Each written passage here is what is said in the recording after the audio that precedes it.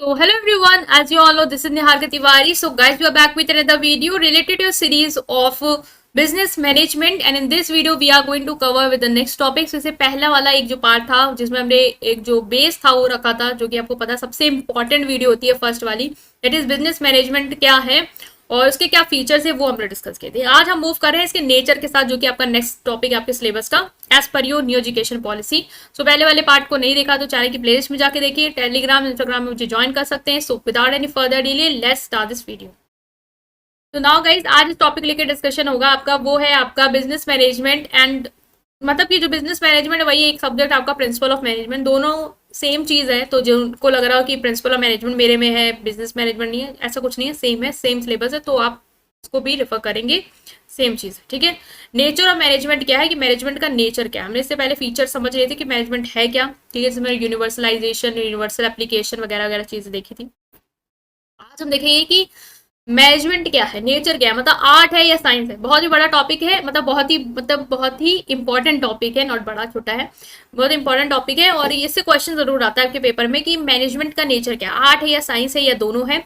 तो ये क्वेश्चन आप देखेंगे। तो question of whether management is art और साइंस और a combination of both has a topic of debate in the field of management for many years. बहुत साल तक इस बात पर छेड़ हुई कि आर्ट है या साइंस है, कुछ कहते थे आर्ट है, कुछ कहते थे साइंस है।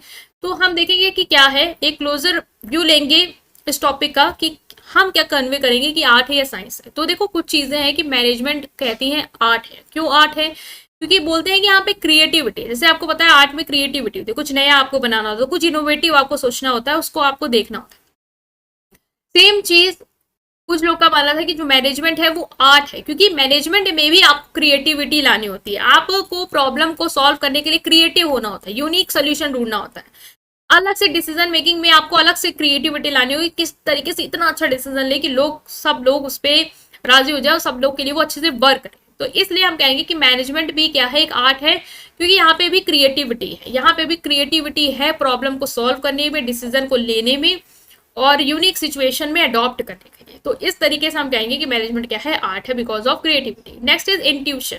जैसे कि आर्टिस्ट के पास अपना इंट्यूशन होता है, पर्सनल जजमेंट होता है, डिसीजन को लेने का, काम करने का, कि उनके अंदर से क्या आ रहा है, वो वही चीज कर रहे होते हैं, वही चीज रिफ्लेक्ट कर रहे होते हैं।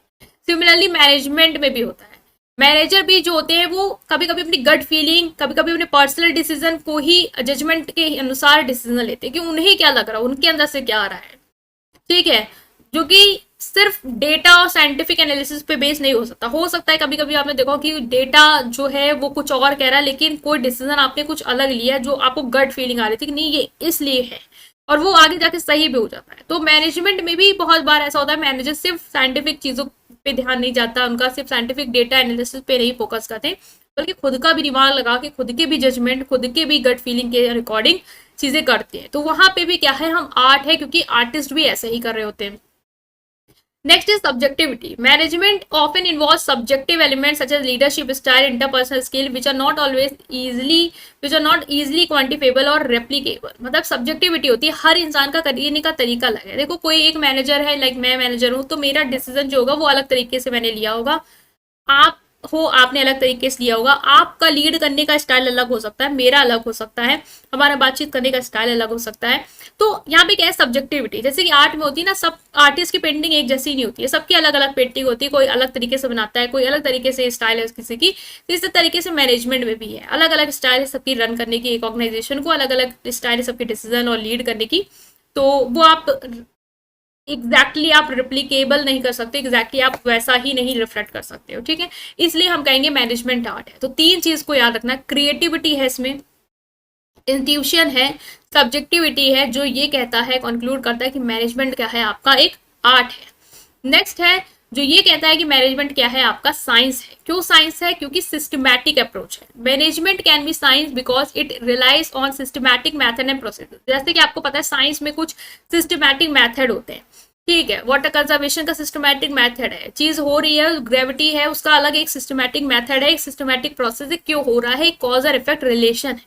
सिमिलरली लोग कहते हैं कि मैनेजमेंट में भी सेम चीज होती है, यहाँ पे भी आपको डेटा को एनालाइज करना होता है, प्रॉब्लम्स को सॉल्व करने के एक फ्रेमवर्क तैयार करना होता है, और उसके बेसिस पे आपको डिसीजन लेना है, मतलब कि एविडेंस के बेसिस पे डिसीजन लेनी है। जो भी आपको चीजें दिख रही हैं जो भी आपके सामने साइंटिफिकली है उसको देखते हुए एक साइंटिफिक अप्रोच आपको अपनानी है। गट फीलिंग वगैरह की बात नहीं है, यहाँ पे सिस्टमैटिक तरीके से आपको काम करना है। तो इस अनुसार ये कहेंगे कि मैनेजमेंट क्या है, साइंस है।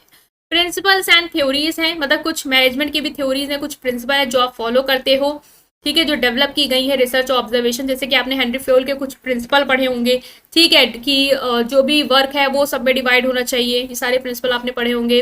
One person one authority one accountability, मतलब एक पर्सन एक ही को करेगा, इन्फॉर्म करेगा, ये सारे प्रिंसिपल आपने पढ़े होंगे। हेनरी फुल के 14 प्रिंसिपल थे। सिमिलरली आपको टेलर ने भी काफी प्रिंसिपल दिए थे, 6-7 आई थिंक, ठीक है।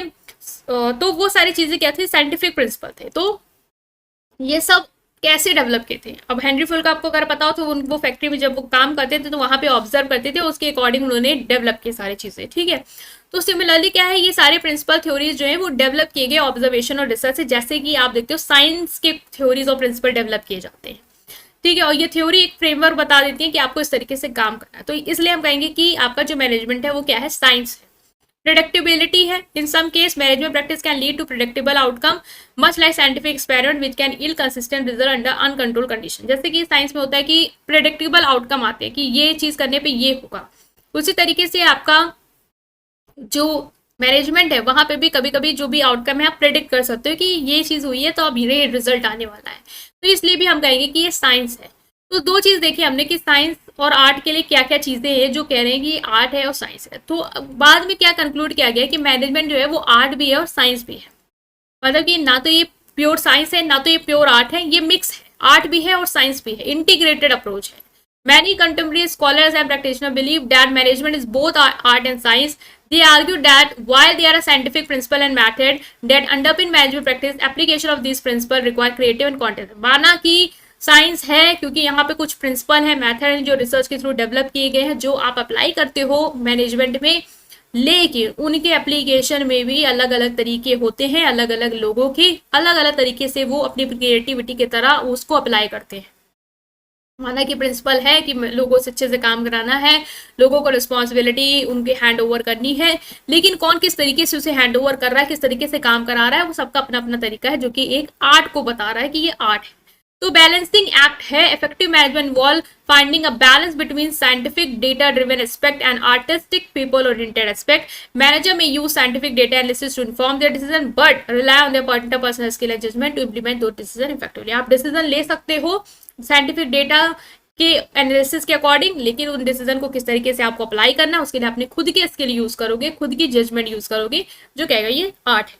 तो हमने यहाँ पे क्या कंक्लूड किया कि मैनेजमेंट जो है वो आर्ट भी है साइंस भी। एग्जाम में आता है तो लिख के आना आर्ट क्यों है 3 पॉइंट, साइंस क्यों है ये 3 पॉइंट, और फिर लास्ट में कंक्लूड कर देना कि ये आर्ट भी है और साइंस भी है, क्योंकि यहाँ पे साइंटिफिक चीजों को, प्रिंसिपल को आप लगाते तो हो, यूज तो करते हो, लेकिन किस तरीके से उसको अप्लाई करते हो, करवाते हो, वो डिपेंड करता है आपके अलग अलग स्टाइल्स पे, जो कि कहेगा ये आर्ट है। ठीक है, तो हमने यहाँ डिस्कशन कर लिया है आपका इस टॉपिक को। अगर आपको वीडियो पसंद आई है तो उसको लाइक करेंगे, चैनल को सब्सक्राइब करेंगे, अपने फ्रेंड्स के साथ, अपने ग्रुप्स के साथ जरूर शेयर करेंगे।